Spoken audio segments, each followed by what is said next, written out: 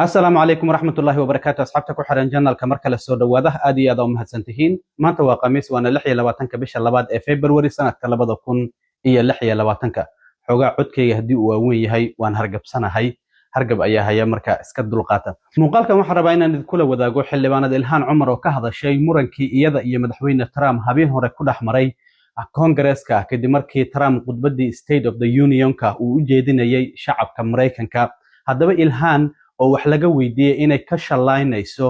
in hadaladii ay ku tiri madaxweynaha maxay uga jawaabtay iyo sidoo kalena waxa jirta gabar intii howlgalada ciidamada Minnesota ay ka wadeen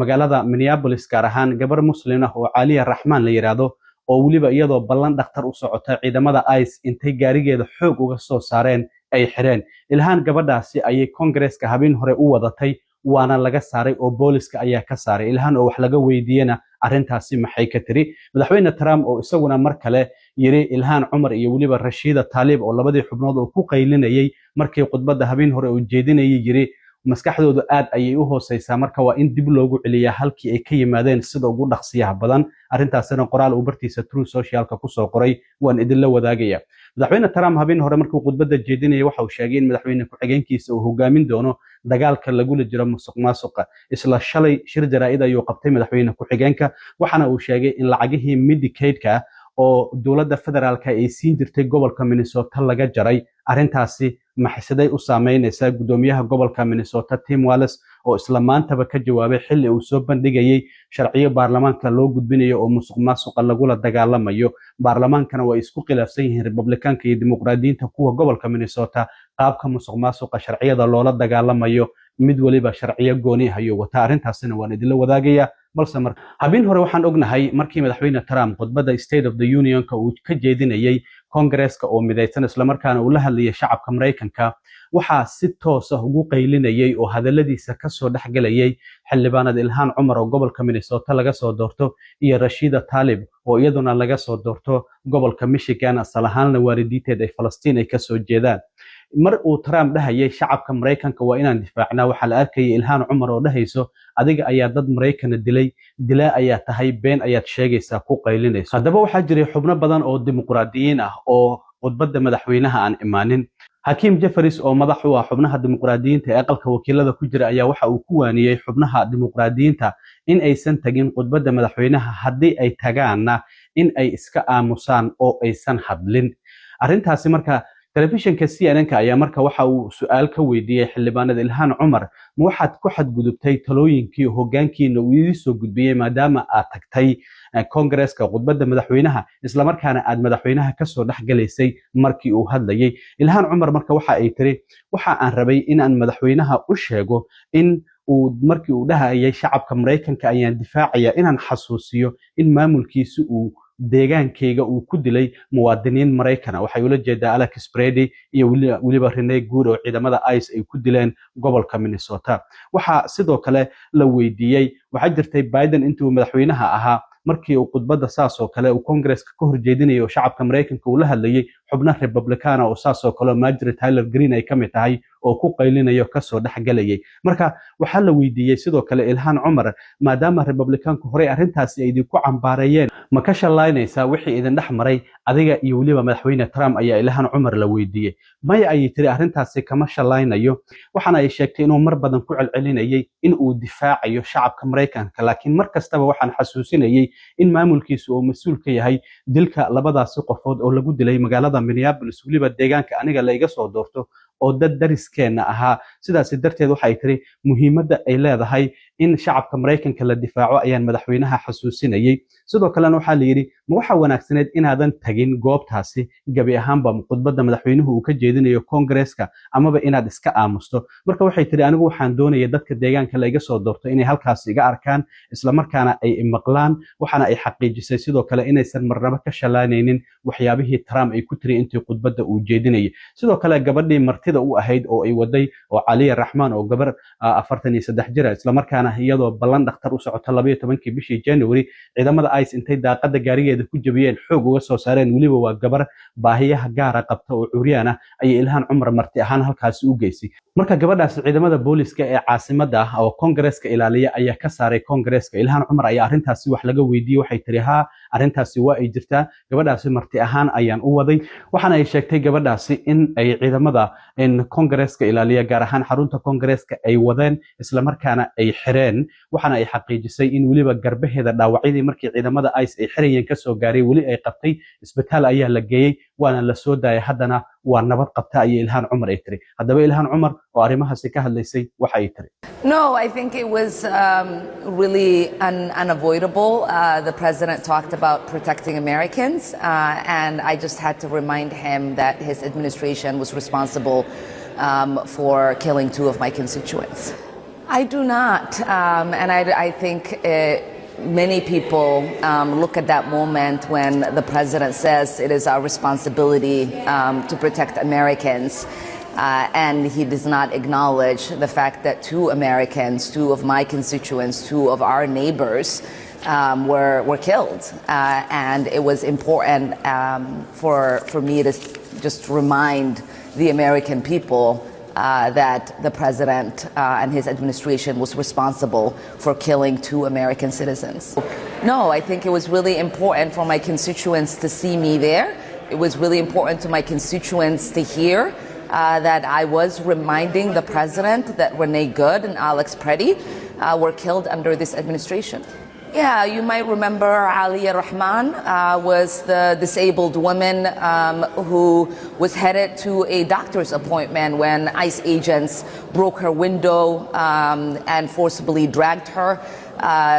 detained her, and she suffered concussion, many broken bones. And it was really important for me to have her here. And as she said this morning, you know, at the State of the Union, you can do 2 things. One is to sit, the other is to stand up, and she chose to stand up. We know that she was taken to the hospital after she was detained. Now she is back and safe.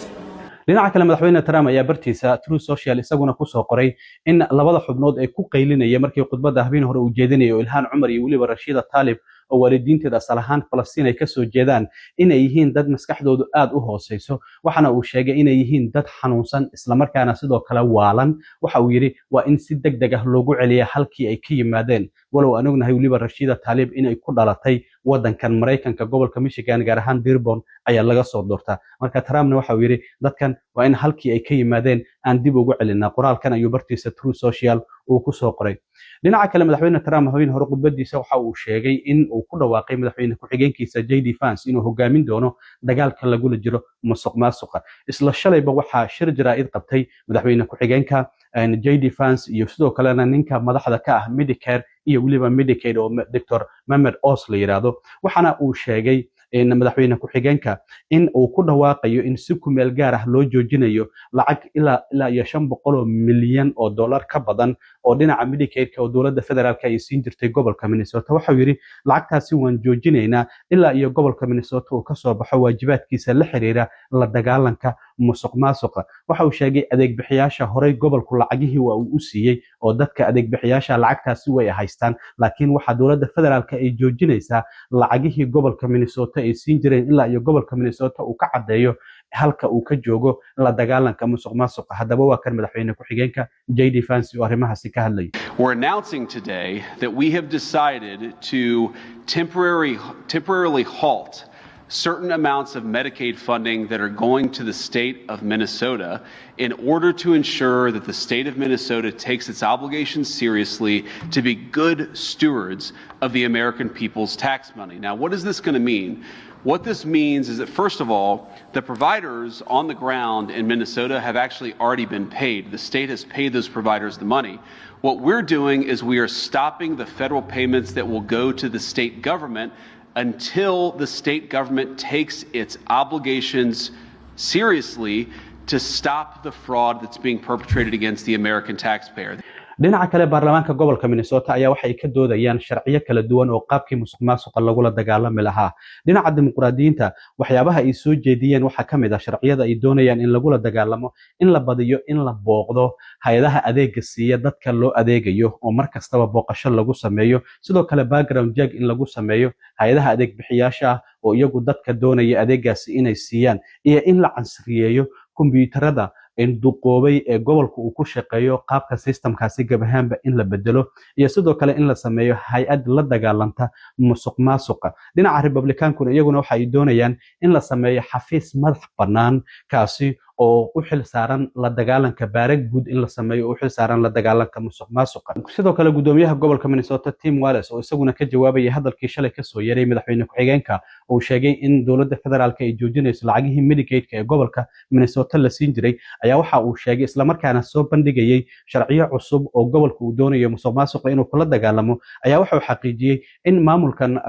Trump aysan dhab ka ahayn la dagaalanka musuqmaasuqa wuxuu yiri waxoodu waa hadal oo kaliya isla markaana waxa uu sheegay wax kasta oo ay naga dalbadeen waan qabanay laakiin ma doonayaan inay eegaan marka waxa uu yiri republicaanku haddii ay dhab ka tahay in musuqmaasuqa ay la dagaalamaan waa inaan wada shaqeynaa laakiin waxa uu sidoo kale sheegay maxaa iska galay lacagahan Medicaid-ka ee la joojiyay la dagaalanka musuqmaasuqa lacagaha kaararka caafimaadka ee la sii jiray carruurta haweenka uurka leh iyo waliba dadka da'da ah iyo la dagaalanka musuqmaasuqa maxaa iska galay wuxuu yiri hadda sharciyadan ayaan soo bandhignay isla markaana waxa aan doonaynaa inaan la dagaalano musuqmaasuqa laakiin maamulkan Trump waxa uu wadaa yiri argos iyo waliba qalalaasa kala dhaxeeya gobolka Minnesota laakiin muhiimadoodu ma ahan ayuu yiri la dagaalanka musuqmaasuqa haddaba waa kan gudoomiyaha gobolka Minnesota Tim Walz oo isaguna maanta shirkiisa jaraa'id uu qabtay uga hadlayay arrimaha hanjabaadda ka soo yeertay dowladda dhexe iyo sidoo kalena sharciyadan cusub oo lagu la dagaalamayo musuqmaasuqa oo gobolka baarlamaanka uu u gudbinayo. Right now it appears to me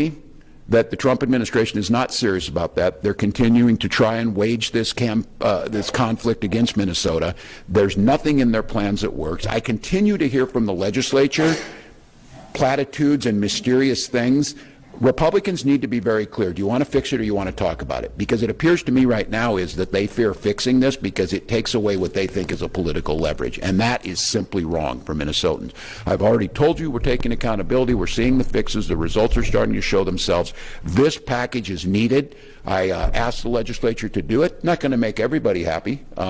It shouldn't, because we've been told by outside auditors that there are vulnerabilities in the program. The experts have gone back and said this package will close those loopholes and that will move us forward. So we're in a good spot, I think. I'm hopeful that that we're getting this out there, but we're also fighting two fronts on this Medicaid move. I don't know how to really express just the timing of this, the nature of it, the sense of retribution. No state has experienced this before. How does taking and punishing children and elderly have anything to do with fighting fraud when that's not where this issue is taking place? It does nothing, and they've given us no way to try and show that all the things they asked us to do we've already done. They're not even looking at that. So we've got our work cut out for us, but I'm hopeful on this. I'm not just hoping for a better outcome. We planned for a better outcome. aad iyo aad u mahadsantiin asxaabta intaan mar kale kulmi doono waa saaxiibkiin cilmi waaro idin leh sidaa iyo nabadgelyo